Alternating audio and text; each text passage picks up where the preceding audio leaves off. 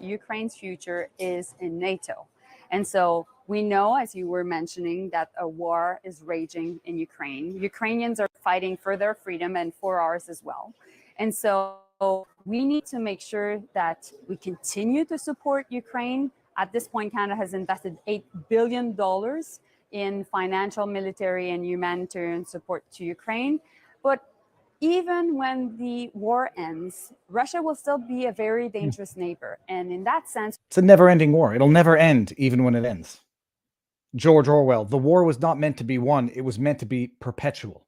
We need to be thinking about the long-term security needs of Ukraine. And offering long-term security guarantees is definitely important because we need to make sure that there is strong deterrence and self-defense on the part of Ukraine, because we don't want Russia to eventually leave, rearm, and reinvade Ukraine. And so that's why we've been a steadfast supporter now, but also in the future. And we've been making sure that we're at part of these very important diplomatic conversations that are happening. I'm going to say this. I'm going to say it without remorse and without any reluctance. She's an idiot.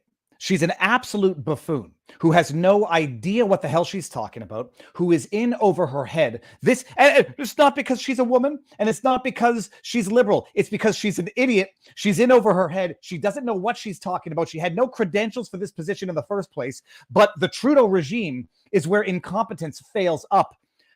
Oh my goodness. Oh my, vapid. Mindless. Oh, and she's on CNN. What better way to sell Canadian propaganda than to go onto CNN to pitch to America why Canada needs to be involved in funding, financing foreign conflict when it can't even feed its own citizens? I'm going to play it again because I had a few choice things that I wanted to say. And then after this, I'm going to go look at Mélanie Joly's credentials. Oh, let's start this from the beginning. I said we were going to start with a gag reflex, but it's not going to be Justin Trudeau. It's just going to be his henchwomen. Mélanie Joly. She's in Lithuania. She's on CNN talking about how the war was not meant to be won. It was meant to be endless. Ukraine's future is in NATO. Ukraine's future is in NATO. It's as though every step of the way they said that the red line that would lead to World War III is now the line that they're crossing. We're not going to give them certain types of weapons. All right, now we're shipping them fighter jets. Ukraine, arguably, whether you like it or not, was never supposed to be in NATO. That was the entire, at the very least, the historical explanation for the war. You might not like it as a justification, but you might have to get over what you like and what you don't like hearing that are nonetheless matters of fact.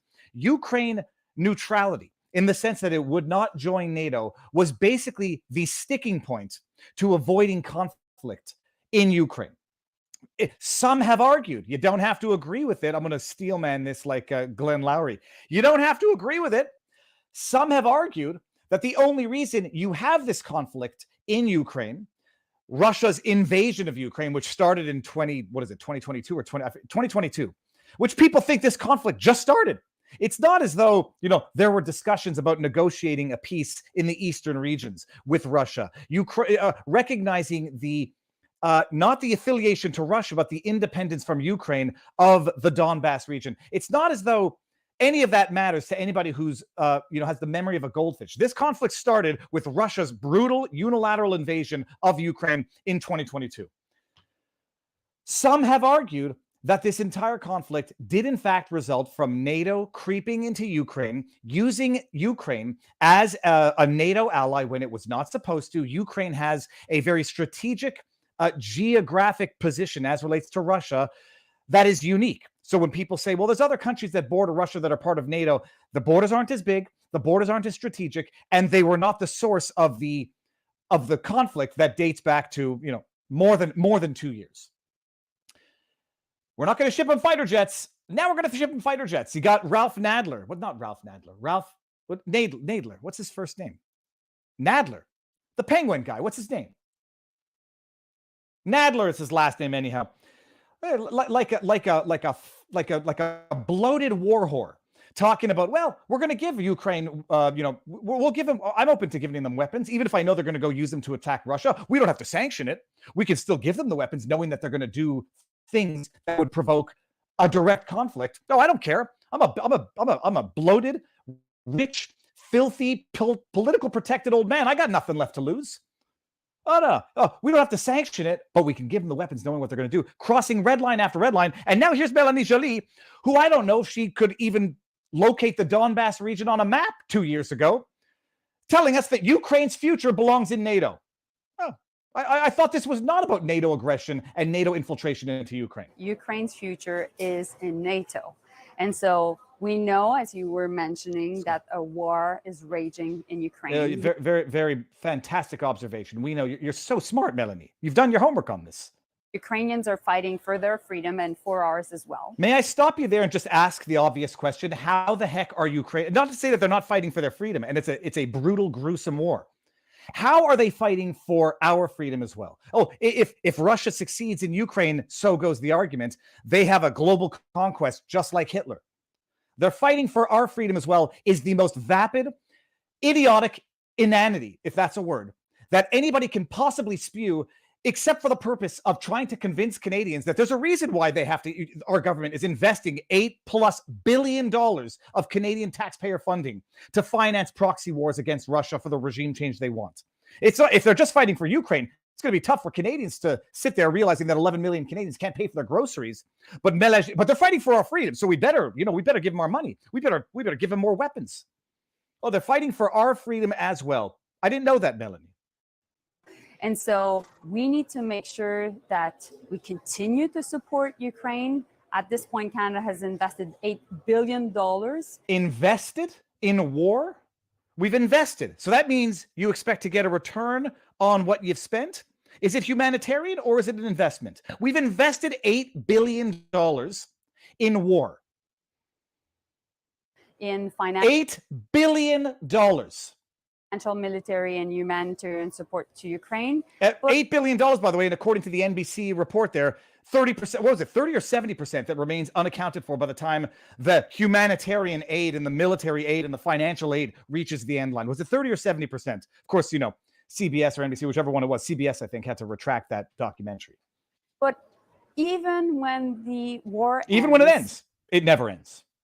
Russia will still be a very dangerous neighbor. Russia will always be a permanent enemy. Set aside the fact that it was Russia that beat Hitler. Even when the war ends, there will never be peace. Russia will always be an existential threat, even when this war is over. So this war is never going to be over so long as Russia exists. And in that sense, we need to be thinking about the long-term security needs of Ukraine. She could not care less about the long-term security needs of the Ukraine. You know what the long-term security needs of Ukraine involve? Peace. Not endless war, but it's not Mélanie that's fighting and dying. It's not Mélanie's kids that are fighting and dying. It's Ukrainian civilians that are being caught in the crossfire of this proxy war with Russia. She's saying as much right here. Even when this war ends, Russia's going to remain a threat. We're going to have to keep the pressure on, keep shipping billions of dollars from Canada to fund a foreign conflict against Russia, our existential enemy.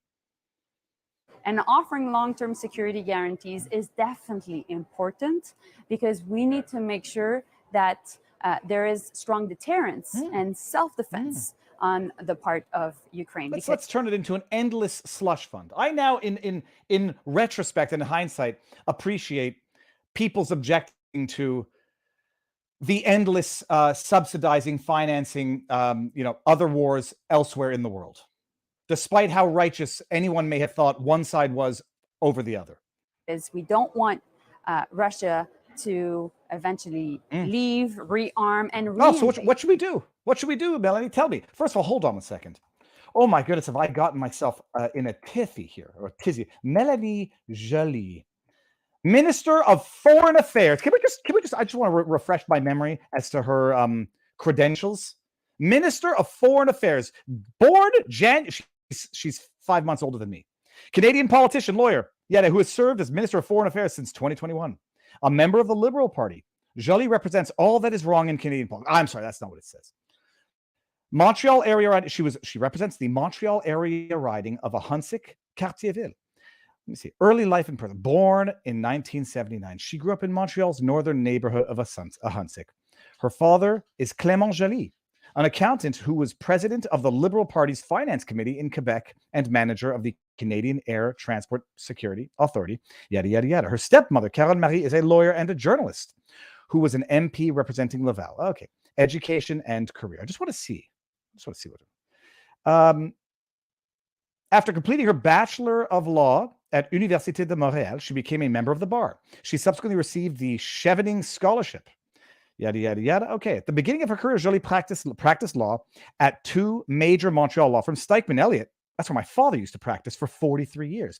And Davies, Wards, Phillips, and Weinberg. Those are the two best law firms in Canada, and I'm not being sarcastic. Those are what they call the big sister law firms, two of the five best law firms in Canada. Biggest, most reputable, most well-known. At the latter firm, her mentor was former Parti Québécois Premier Lucien Bouchard, who supplied her with a letter of recommendation for her Oxford application. She worked primarily in the areas of civil and commercial litigation, bankruptcy, and insolvency law. She was also a prosecutor before the Gomery Commission. Okay, yada, yada. In 2010, she became the first Quebecer to receive the Arnold Edinburgh Award, which recognizes philanthropic involvement within the Canadian cultural community. Yada, yada, yada, yada, yada, yada. Municipal campaign, 2013. She announced that she was running for mayor. Federal politics. 2015, she left municipal politics. She was Montreal's mayor. And she ran for the Liberal Party.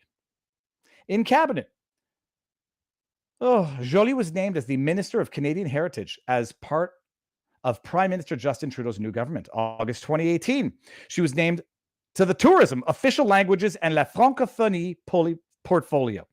Minister of Economic Development in 2019. And 2021, she introduced Bill C-32, an act to achieve substantive equality of French and English and French, yada, yada, yada. And then she became Minister of Foreign Affairs. I mean, it's atrocious. It's atrocious. So suffice to say, yes, she may have had some interesting litigation experience and worked at two of the, Canada's top law firms. Let's see if she's WEF in a second. But we're not yet done with Mélanie Joly. I should have made sure that we are live on all platforms. Why is my computer not plugged in here? Hold on. I think we are successfully live. Hold on, peeps. Okay, there we go. That's me here. We're live. Oh, we're not yet done. We're not yet done with the madness because she put out another tweet earlier today. Yeah, look at this. $8 billion and counting, people. $8 billion. And this was Mélanie Joly, July 12th. That's yesterday. Canada's providing $541 million in funding, military support, cybersecurity assistance, and more, building on our $8 billion assistance to Ukraine. We stand alongside our NATO allies. You see what they're doing here? Like now it's a foregone conclusion that Ukraine should be a NATO ally, a member of NATO, because they first take the incomprehensible, they take the impossible, and then they suggest it, and then they bake it into the statements they make going forward. We stand alongside our NATO allies in our commitment to a free, democratic Ukraine and strengthening transatlantic security. That's a load of shiat. Let's see, we're going to get anything in here? Oh, yeah, hold on one second. Let's just do this again. Mélanie Joly, WEF. I forgot this exercise, people. It's been a while. Oh, here we go. Look at that. WEF. I know that. Who knows? Maybe they put her up on the website and she doesn't like it. She wants to have nothing to do with them. Reject cookies, World Economic Forum. The World Economic Forum. Mélanie Joly, Minister of Foreign Affairs, Global Affairs Canada. The Honorable Mélanie Joly was first elected to represent Ahuntsic-Cartierville in the House of Commons in 2015. In her ministerial roles, Minister Joly has worked to promote Canadian culture and to grow and increase the visibility of Canada's tourism sector. Yeah, well, it's a natural segue into international military conflict. She has also worked to safeguard Canada's two official languages while promoting the use of French in Canada and around the world, including in the digital sphere. Prior to entering federal politics, Minister Joly founded Le Vrai Changement pour Montréal, Real Change for Montreal, and ran for mayor in 2013 under its banner. Minister Joly holds an honors Bachelor of Law from the Université de Montréal and a Magister Juris in European and Comparative Law from the University of Oxford. She is the author of Changing the Rules of the Game. What a generic cliche of a title, in which she shares her vision for public policy and civic engagement. She was named a young global leader by the World Economic Forum. There you have it, people. There you have it. All right. Good afternoon, East Coast. Good morning, West Coast. Good evening, Europe. And good morning, Australia. How goes the battle? Oh, my goodness. As you can see, I'm in not in my ordinary studio or my temporary studio. I'm in my mother-in-law's sunroom. It's beautiful, but it's hot. So you might see me glistening as we go forward here. Holy crab apples. It's nuts. It's nuts. Good says lovely flight. Yes. Oh, all right. So we are live across all platforms. Lord Jesticos from our locals community has a comment about the degrees of Melanie, but I will not read it. WEF has penetrated the cabinets, says Crash Bandit. So we are live on YouTube, Rumble, and Locals, vivabarneslaw.locals.com in about 15 minutes. Because I'm exclusive with Rumble, I'm going to end on YouTube. We're going to continue this on Rumble and Locals. And then after we've done all of the subject matter for the day, we're going to end on Rumble. And then we go to Locals and we have a little after party. And we've got a great show. Still haven't gotten used to saying it's a great show, but it's going to be a great show today because I've been getting a lot of DMs. First of all, has everybody noticed like Twitter seems to have changed or upgraded or updated its system? And now I'm getting, and I don't like it, so I'm going to have to find a way to get rid of it. I'm getting what are basically like requests that you otherwise got in Instagram. So I guess while Instagram and Facebook were copying Twitter on Threads, Twitter said, hey, maybe we'll create like that request for communication tab in your DMs because my DMs are not open because it does not invite anything good. And so they have this section now. It's exactly like Instagram. And there's too many requests that come in, but I've discovered it. And I've discovered that there's a lot of people saying, Viva, have you heard about this recent amendment to the Public Health Act in Quebec that now allows for mandatory vaccination? I even had a good friend send this to me saying, WTF. And I looked at it and don't get caught up in the trauma of gaslighting. There's something to it. I'm going to start with that because it's important. What else do I have on the backdrop here? Hold on. Let me just see what my bookmarks. We started with Melanie Joly. We're going to talk about that legislation. I'm going to pick on Jagmeet Singh for a little bit here. Some other highlights, some Canadian stuff, and then we're going to get into Ray Epps, the Ray Epps lawsuit, because he has sued Fox News. He's filed a lawsuit. And he's filed a lawsuit on the basis that Fox News via Tucker Carlson engaged in defamation per se by suggesting that Ray Epps was a federal agent planted on January 6th to orchestrate and wreak havoc. And I've read the lawsuit and we're going to read the lawsuit. And in my humble opinion, do you know who would have the after having gotten away with their crimes, do you know who would have the audacity of suing Fox News for defamation per se? And also there's a false light claim in there. Do you know who would have the audacity after having literally gotten away with what put other people in jail for 6 years? Who would have the audacity to file a defamation lawsuit against Fox News? A federal agent. That's my humble opinion. Not a matter of fact, just a humble opinion. We'll get there. And then there's a bunch of other stuff. So let's start with this. Okay. And I was going to do a separate standalone vlog, but children, obligations, not enough time in the day.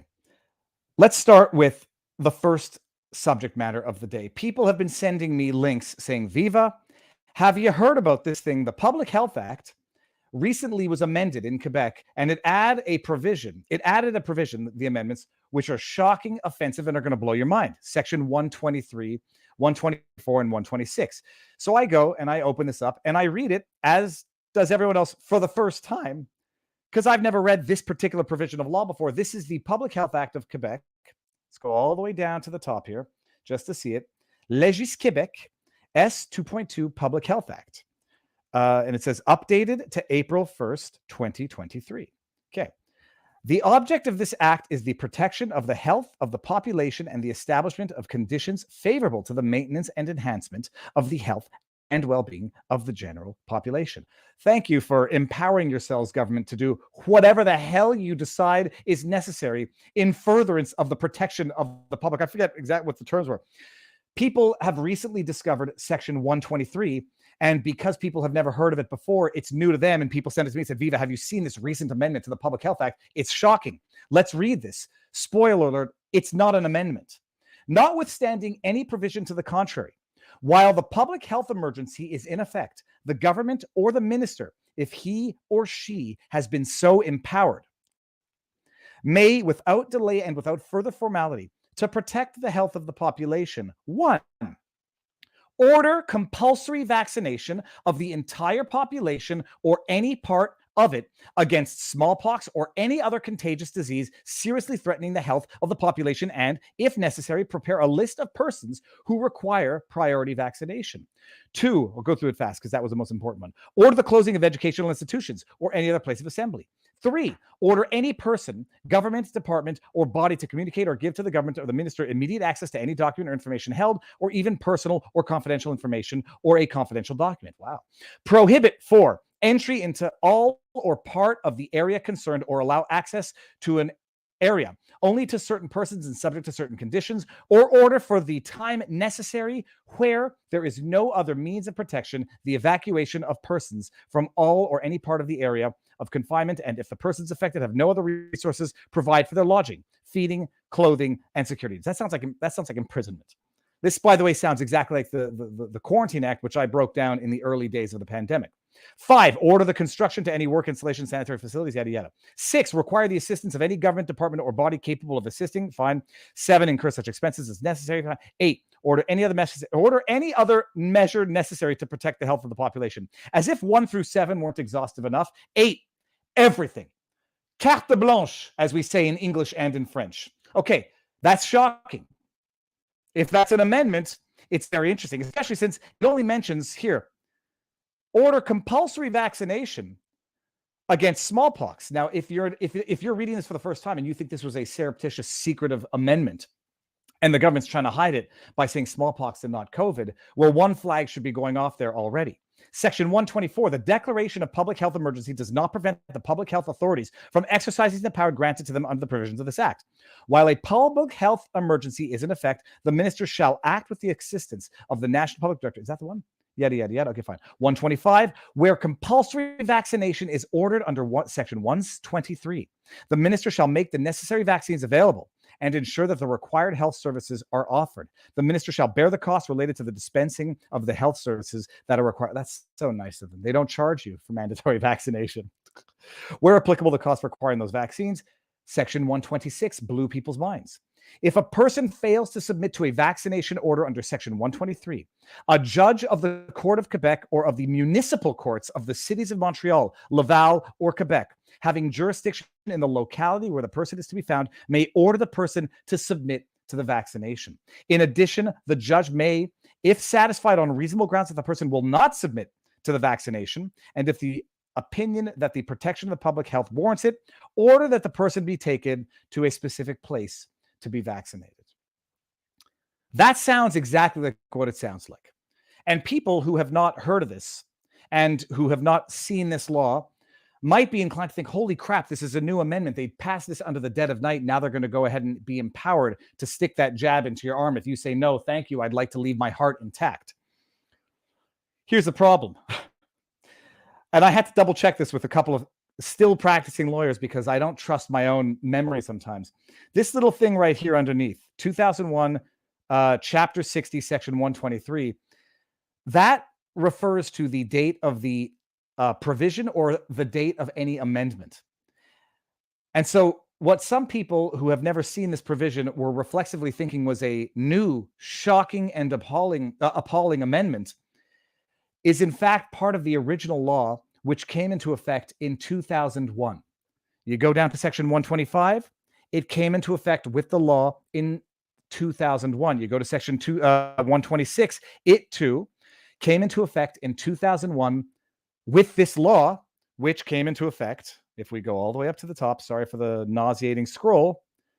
Sorry, maybe it's at the bottom. Hold on, let me expand this so I can see the side here.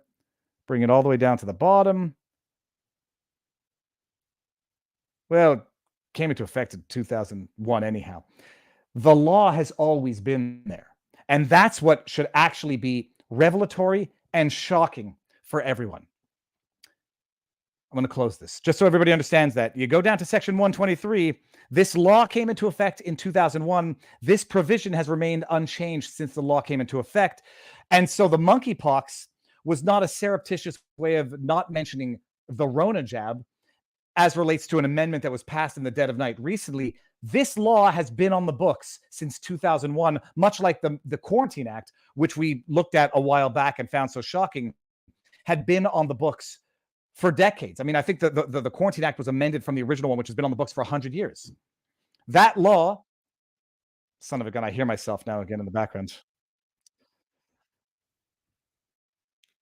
Cripe. I hear myself again. Give me a second, people. StreamYard? No, it's not this one. Oh, this is annoying. Is it here? Yeah, this is here. Oh. No, I still hear myself. I still hear myself.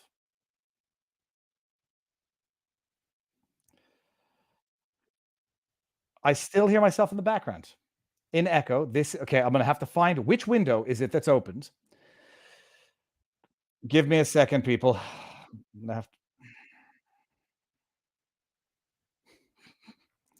Is it here? This is so there it is. It's right there. I'm an idiot. Okay.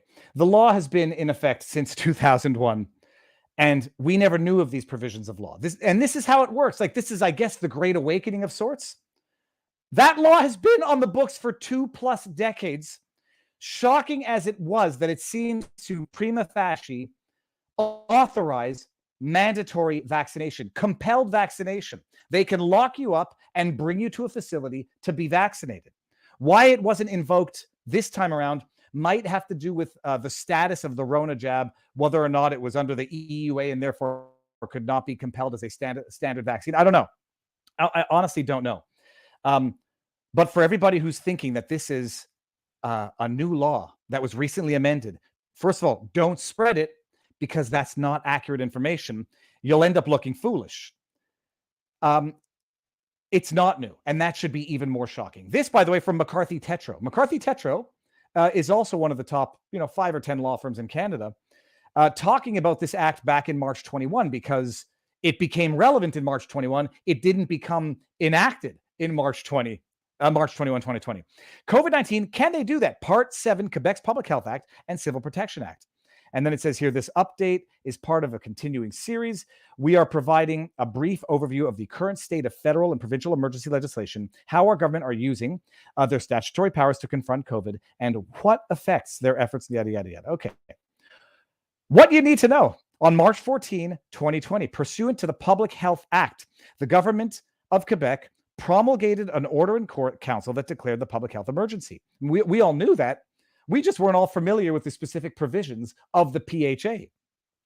Now that the provincial government has declared a public health emergency under the PHA, it may exercise significant powers to protect the population and to mitigate the impact of the pandemic. Among other things, the government can now restrict the movement of people, which they did, close schools, which they did. What else? Prevent people from gathering, which they did. Require the disclosure of personal or confidential information, which they did. Contact tracing, people. Do you remember the days of contact? It's necessary. Quebec has not yet declared a provincial state of emergency under the province's Civil Protection Act. Okay, the Public Health Act, when the National Assembly enacted the Public Health Act in 2001. 2001, people.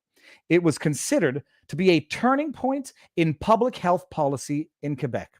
The legislation gives public health authorities coercive powers that they may exercise when they consider that the health of the population is threatened.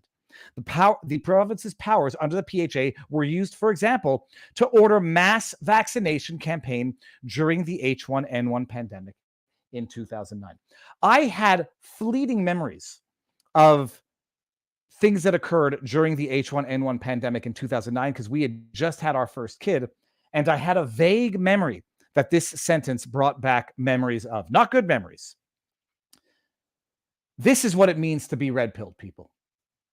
This information has always been there. This law has been there in as long as I've been a conscious adult. And I never knew about it. I never cared about it until I realized that the power the government has the power to declare itself authorized to stick a foreign substance in your body against your will.